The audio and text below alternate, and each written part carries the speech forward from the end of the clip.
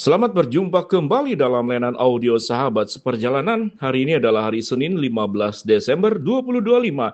Tema renungan saat teduh kita dengan judul Iman yang Dimurnikan. Firman Tuhan terambil dalam 1 Petrus 1 ayat yang ke-7. Maksud semuanya itu ialah untuk membuktikan kemurnian imanmu yang jauh lebih tinggi nilainya daripada emas yang fana, yang diuji kemurniannya dengan api, sehingga kamu memperoleh puji-pujian dan kemuliaan dan kehormatan pada hari Yesus Kristus menyatakan dirinya. Mari kita berdoa. Bapa yang di dalam sorga, kami ingin belajar hidup di dalam segala kemurnian, kekudusan, kebenaran, ketulusan, dan hidup berjalan bersama dengan jalan Tuhan. Dalam nama Tuhan Yesus kami berdoa. Amin. Shalom sahabat seperjalanan yang dikasih Tuhan, berkata tentang murni. Murni artinya tidak tercampur oleh apapun juga. Murni artinya di dalam karakter berbicara tentang ketulusan, tidak punya niat-niat kepentingan pribadi yang kemudian menyertai di dalamnya. Sehingga orang yang murni itu identik dengan setia. Orang yang murni itu identik dengan totalitas dalam kehidupannya. Orang yang hidupnya murni, dia tetap akan memiliki kapasitas yang sama di dalam segala keadaan. Kalau berbicara tentang pengantin yang menikah dan diberkati di gereja, maka janji nikahnya adalah aku akan mencintai engkau dalam segala keadaan, dalam suka dan duka, lebih atau kurang, kaya atau miskin, sehat maupun sakit, selama kita hidup. Itu janji daripada pernikahan. Di dalam kita menghadapi sebuah kehidupan yang membutuhkan iman yang terus dimurnikan, maka kita akan belajar dari Kristus sendiri. Kristus memiliki kasih yang murni, cinta yang murni, segala perhatian kebaikan yang murni. Karena kemudian itulah Yesus bisa memberikan seluruh hidupnya sampai titik yang paling ujung. Sampai sebuah kehidupan memberikan kasihnya dengan kasih yang paling sempurna. Sehingga kemurnian itu berdampak sangat besar. Kalau kita berhubungan relasi dengan manusia, dan kalau orang itu baik di depan ternyata punya motif tertentu yang tidak baik, maka itu tidak murni. Atau kemudian kalau sangat buruk, berbalik sama sekali, yaitu punya niat yang licik, bermuka dua, menusuk dari belakang, di depannya diberikan madu, tapi di belakangnya kita disediakan racun yang mematikan.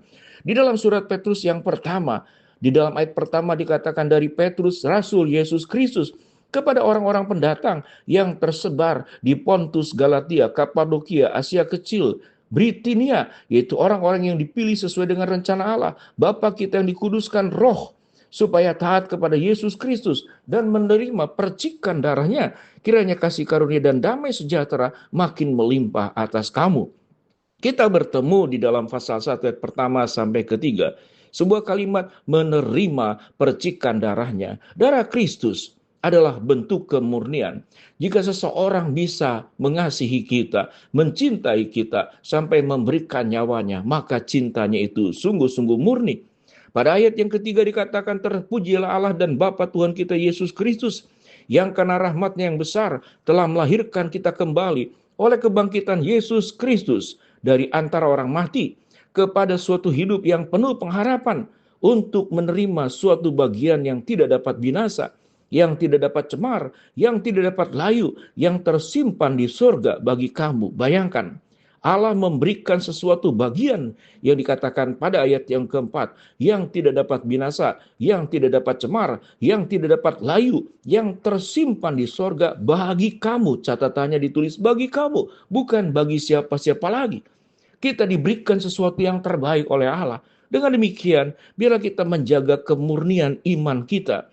Pada ayat yang kelima dikatakan, yaitu kamu yang dipelihara dalam kekuatan Allah karena imanmu, sementara kamu menantikan keselamatan yang telah tersedia, yang dinyatakan pada zaman akhir. Ayat ke-6, bergembiralah akan hal ini, sekalipun sekarang ini kamu harus berduka cita dengan berbagai macam pencobaan. Apa yang membuat iman kita tidak murni? Sewaktu kita menghadapi pencobaan, kesulitan, tantangan, masalah demi masalah.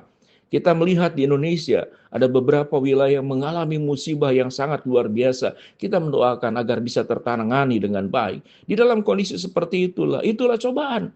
Lalu kita bertanya, di manakah Tuhan? Di manakah Tuhan? Kita berteriak, kita berdoa, kita memohon, dan kita memberikan pertanyaan yang sama. Di manakah Tuhan?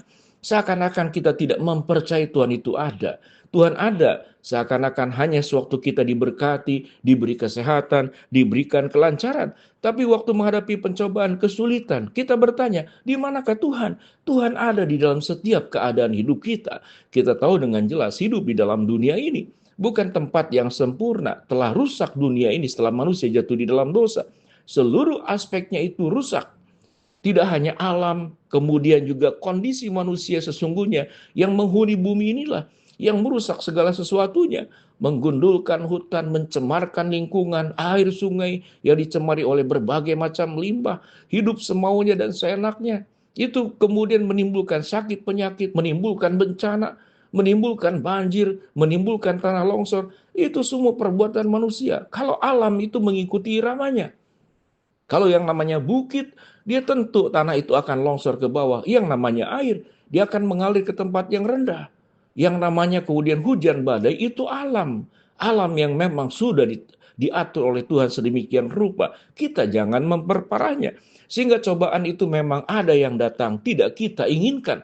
Tetapi ada pencobaan, kesulitan, masalah yang memang diciptakan, dibuat oleh manusia sendiri. Biarlah kita menjaga iman yang murni di dalam segala hal. Satu hal, mempercayai Allah. Di dalam setiap keadaan Tuhan hadir. Baik di dalam keadaan lancar, baik di dalam keadaan hambatan, baik di dalam keadaan diberkati, maupun diperhadapkan kepada berbagai macam pencobaan. Sesuatu yang terbaik dan terindah memang bukan yang dalam dunia ini. Kita baca kembali ayat keempat dikatakan untuk menerima suatu bagian yang tidak binasa, yang tidak cemar, yang tidak layu, yang tersimpan di sorga bagi kamu. Itu nanti, bukan sekarang. Selama kita di dalam dunia, kita bertarung dengan kemiskinan, kesulitan, hambatan, persoalan, sakit, penyakit, menghadapi berbagai macam manusia dengan segala ungkapan dosanya yang bisa menyakiti kita, mengkhianati kita, merugikan kita. Bahkan juga ada manusia yang kemudian melakukan karena kepentingan politik, karena kepentingan kejahatan dan dosanya bisa membunuh orang. Itulah dunia yang kita tinggal. Langit dan bumi yang pertama yang kita tinggali sekarang ini memang bukan tempat yang ideal. Yang satu hari kelak nanti seperti dalam kitab Wahyu, maka langit yang lama dan bumi yang lama akan berlalu, tetapi langit yang baru dan bumi yang baru itu akan datang. Seperti pada ayat yang keempat yang saya bacakan tadi. Untuk menerima suatu bagian yang tidak dapat binasa, yang tidak dapat cemar, yang tidak dapat layu, yang tersimpan di sorga bagi kamu. Biarlah kita terus hidup seperti pada ayat yang ketujuh yang kita pelajari. Maksud semuanya itu ialah untuk membuktikan kemurnian imanmu yang jauh lebih tinggi nilainya daripada emas yang fana, yang diuji kemurniannya dengan api, sehingga kamu memperoleh puji-pujian kemuliaan, kehormatan pada hari raya Yesus Kristus menyatakan dirinya. Biarlah kita terus belajar dalam hidup ini tetap teguh. Tuhan ada beserta dengan kita di dalam kesulitan yang paling berat, sekalipun Tuhan tidak meninggalkan kita. Kalau ada persoalan dalam dunia ini, kita sedang ada dalam dunia fana. Kita nanti akan mendapatkan sebuah hidup kekal di tempat abadi bersama dengan Allah yang tidak layu, tidak cemar, dan akan tersimpan di sorga yang tidak binasa. Kita berdoa. Bapa dalam surga, terima kasih buat kebenaran firman Allah yang kami pelajari. Hamba-Mu berdoa bersahabat seperjalanan. Yang sakit Tuhan jamah sembuhkan. Yang sedang menghadapi masalah Tuhan bukakan jalan. Yang sedang berdoa mengharapkan sesuatu, Tuhan kabulkan sesuai dengan waktu dan rencana Tuhan yang terbaik. Di dalam nama Tuhan Yesus kami berdoa. Amin. Shalom, Tuhan memberkati kita semua.